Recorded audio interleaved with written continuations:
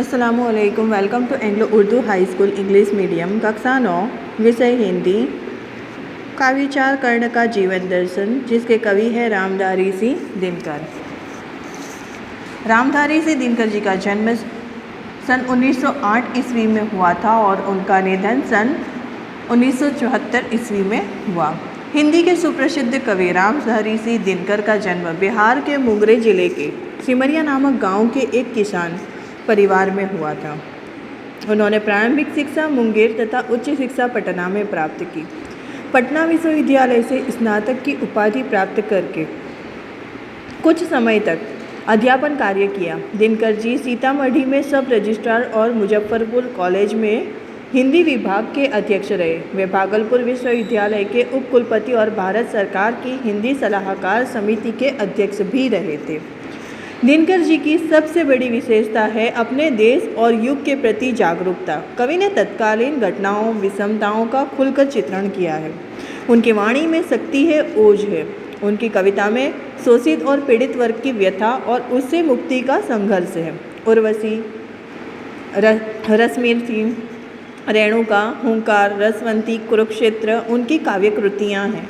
उर्वशी के लिए उन्हें सन 1972 का ज्ञानपीठ पुरस्कार भी मिला था। अब देखिए, यहाँ पर हमें एक खंड काव्यांश दिया हुआ है। ये खंड काव्यांश में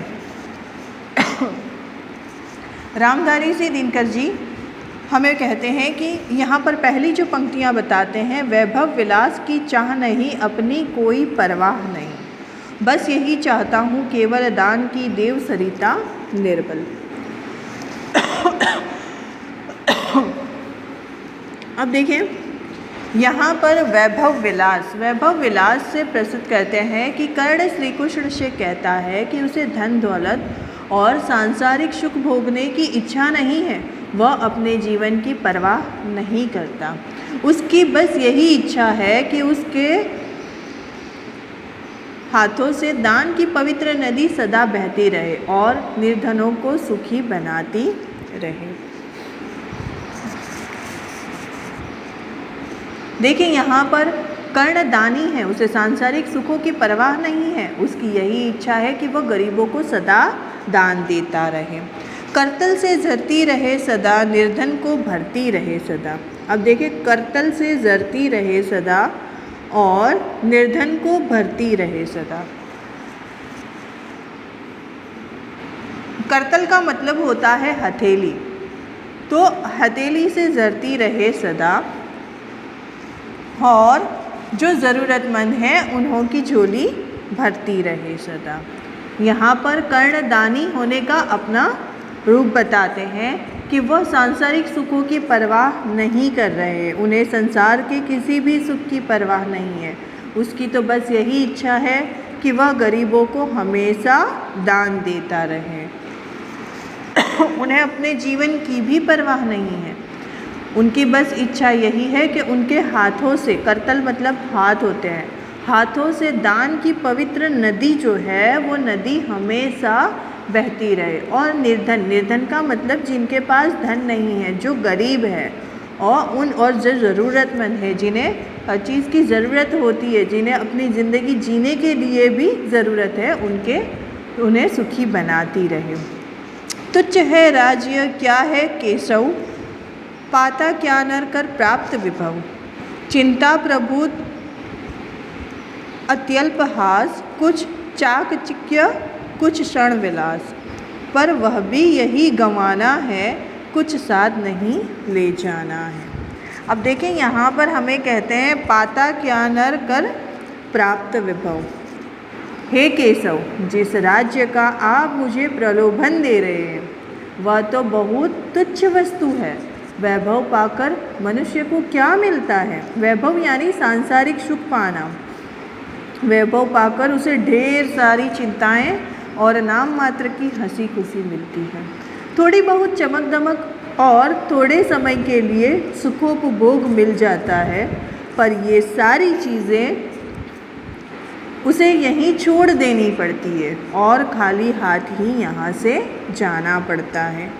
यानी जो कुछ भी सुखोपभोग जो है उसे यहाँ पर ही छोड़ देना है और खाली हाथ ही जाना है। कर्ण का राज्य जो है वो तो तुच्छ और कर्ण राज्य को तुच्छ और क्षणभंगुर समझता है। राजा बनकर मिलने वाले सुखोपभोग में उसकी रुचि नहीं है। वह राजा बनकर जो सुख मिल रहा है उसमें कोई भी इंटरेस्ट नहीं बताते। रुचि मतलब इंटरेस्ट होना। उसके अनुसार धन का उपयोग तो परोपकार में करना चाहिए। वह कहते हैं कि जिस राज्य का आप मुझे प्रलोभन दे रहे हो केशव, वो तो बहुत तुच्छ वस्तु है, बहुत ही छोटी वस्तु है। वैभव यानी सांसारिक दुनियावी चीज़ों का सुख पाकर मनुष्य को क्या मिलता है, वो पूछते हैं कि क्या मिलता है। ये तो सिर्फ एक क्षणभंगुर चीज़ें हैं। मुझसे मनुष्य जो होते हैं कंचन का भार न ढोते हैं।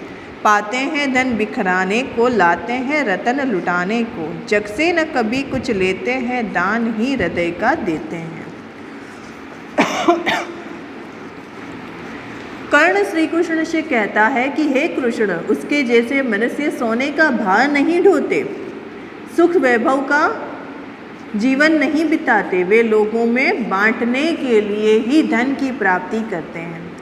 उनकी बहुमूल्य वस्तुएं लोगों में बांट देने के लिए ही होती है।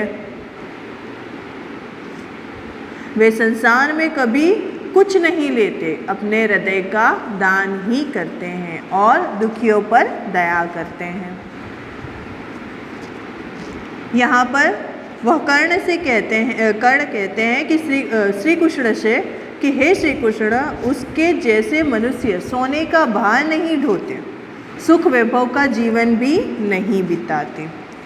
प्रासादों के कनकाब शिखर होते कबूतरों के ही घर।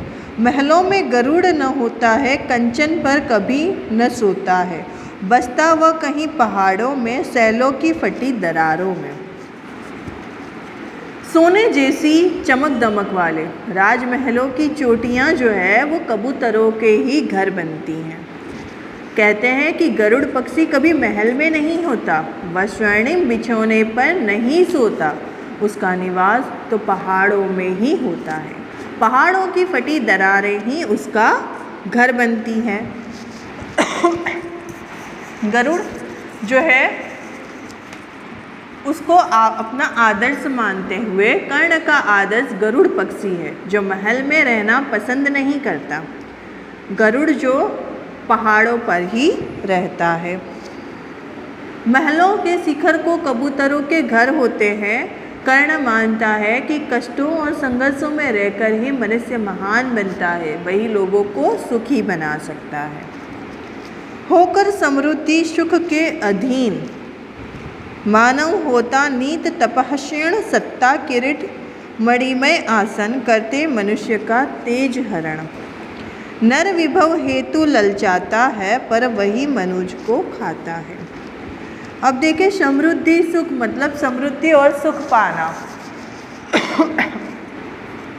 धन दौलत के सुख का गुलाम बनकर मनुष्य अपना तप तेज खो देता है। राजपद, मुकुट और मणियों से जड़े हुए सिंहासन मनुष्य के तेज को हर लेते हैं, उसे प्रभावहीन बना देते हैं। मनुष्य धन संपत्ति पाने के लिए ललचाता तो है, पर यही धन संपत्ति उसे नष्ट भी कर देती है। वह कहते हैं कि धन दौलत जो है वो सुख का गुलाम बनकर मनुष्य अपना तप तेज खो देता है। जो सुख मिलता है धन दौलत पाकर, उसका मनुष्य गुलाम बन जाता है और वो अपना तेज खो देता है। राजपद और मुकुट और मणियों से जड़े हुए जो सिंहासन बने हुए हैं, वह मनुष्य का तेज है जो है उसे हर लेते हैं, मतलब उसे छीन लेते हैं, उसे प्रभावहीन बना देते हैं। मनुष्य धन संपत्ति पाने के लिए ललचाता भी है, पर यही धन संपत्ति जो है उसे नष्ट कर देती है।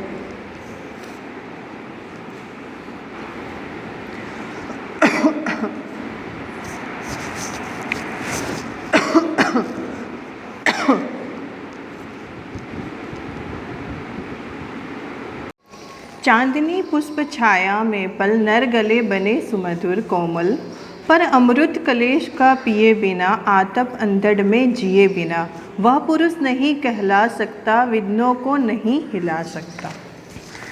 देखिए यहाँ पर कहते हैं, चांदनी और फूलों की छाया में पलकर मनुष्य सुंदर और कोमल भले बन जाएं, परंतु कष्टों का अमृत पिए बिना, धूप और आंधी सहे बिना न वह पुरुष कहला सकता है और न विघ्नों को पार कर सकता है। उड़ते जो झंझावातों में, पीते जो वारी प्रपातों में, सारा आकाश एन जिनका, विसगर भुजंग भोजन जिनका। वे ही फणी बंधु छुड़ाते हैं, धरती का हृदय जुड़ाते हैं। जो आंधी तूफानों में उड़ते हैं, प्रपातों मतलब झरनों का पानी पीते हैं, सारा आकाश जिनका घर है और विषैले सांप ही जिनका भोजन है। ऐसे गरुड़ ही सांप के बंधन से छुटकारा दिलाते हैं और धरती के हृदय को शीतलता देते हैं। आखिरी पंक्तियों में दिनकर जी हमें कहते हैं कि मैं गरुड़ कृष्ण, मैं पक्षी राज, सिर पर न चाहिए मुझे ताज। दुर्योधन पर है विपद घोर, सकता न किसी विष उसे छोड़। रणखेत पाटना है मुझको, अहिपास काटना है मुझको। हे कृष्ण, मैं ऐसा ही गरुड़ पक्षी हूँ, मुझे अपने सिर पर मुकुट नहीं चाहिए। इस समय दुर्योधन भयंकर विपत्ति में फंसा हुआ है, मैं किसी भी तरह उसे छोड़ नहीं सकता। मुझे तो युद्ध क्षेत्र में उतरना है और दुर्योधन के नागपाश को काटना है। कर्ण कुंती का पुत्र था, पांडवों में वह ज्येष्ठ भी था और श्रेष्ठ भी था। उसकी मित्रता दुर्योधन से हुई। अन्याय और अपमान से भरे कर्ण के जीवन में दुर्योधन ने सदा उसका साथ दिया। कर्ण दुर्योधन के इस उपकार को कभी नहीं भूल सका। कर्ण कुशल योद्धा था। महाभारत युद्ध से पहले श्री कृष्ण ने उसे पांडवों के पक्ष में लाने का प्रयत्न किया था। उन्होंने उसे राज्य देने का प्रलोभन भी दिया, परंतु कर्ण ने दुर्योधन का साथ छोड़ने से इनकार कर दिया। रश्मि रथी खंड काव्य के लिए गए इस अंश में कर्ण की महानता के दर्शन होते हैं और ये एक खंड काव्यांश है जिसमें रश्मिरथी महारथी कर्ण के करुण किंतु भव्य जीवन की मीमांसा करने वाला खंड काव्य है। ये सारे अन्यायों को सहकर कर्ण जन्मजात महानता पर पुरुषार्थ जन्य महानता की विजय चाहता है। अंत में जब पांडव श्रेष्ठ के रूप में सब कुछ प्राप्त करने का प्रलोभन सामने आता है, तब भी वह अविचलित रहता है और जिसने आज तक साथ दिया उस मित्र को किसी भी मोल पर छोड़ना नहीं चाहता। कृष्ण कर्ण और पांडवों के पक्ष में ले आने के लिए उससे मिलते हैं। उस कथा प्रसंग से प्रस्तुत काव्यांश यहाँ समझाया है। Thank you for watching. जज़ाकल्लाह।